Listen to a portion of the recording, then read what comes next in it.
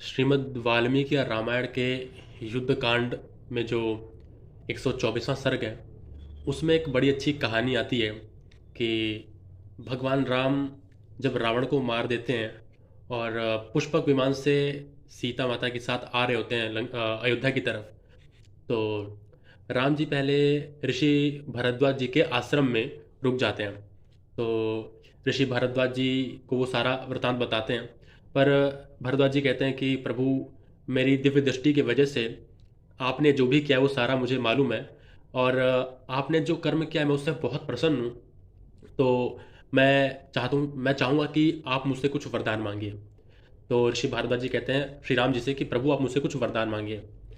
तो राम जी कहते हैं कि प्रभु, अगर आप मुझसे सच में प्रसन्न हैं तो आप मुझे ये वरदान दीजिए कि मैं यहाँ से जब अयोध्यापुरी की ओर निकलूँ तो अयोध्या जाने से पहले, यानी कि अयोध्या में पहुँचने से पहले जितने भी पेड़ हैं, कम से कम 3 योजन तक जितने भी पेड़ हैं, उन सभी पेड़ों में बहुत सारे फल और पत्ते और मधु यानी कि शहद टपकने लग जाए।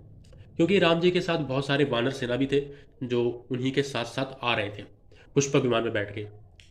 अब आप लोग सोचेंगे कि पुष्पक विमान पे इतने सारे लोग, तो मैं आपको बता दूं कि पुष्पक विमान एक ऐसा विमान था जिसको ब्रह्मा जी ने बनाया था, और पुष्पक विमान के अंदर जितने मर्जी चाहे उतने लोग आ सकते थे। कैपेसिटी बहुत ज़्यादा थी उसकी। तो राम जी ने कहा कि भरद्वाज जी, आप मुझे वरदान दीजिए कि अयोध्या के जो रास्ता है उस रास्ते पर जितने भी पेड़ हैं, सभी पेड़ों पे सारे फल, पत्ते और मधु यानी कि शहद टपकने लग जाए। तो भरद्वाज जी कहते हैं कि ठीक है श्री राम, अगर आप ऐसा चाहते हैं तो मैं आपको वरदान देता हूँ कि अयोध्या से 3 योजन तक, यानी कि कम से कम 39 किलोमीटर के आसपास के जितने भी पेड़ हैं, सबके ऊपर फल आ जाएंगे।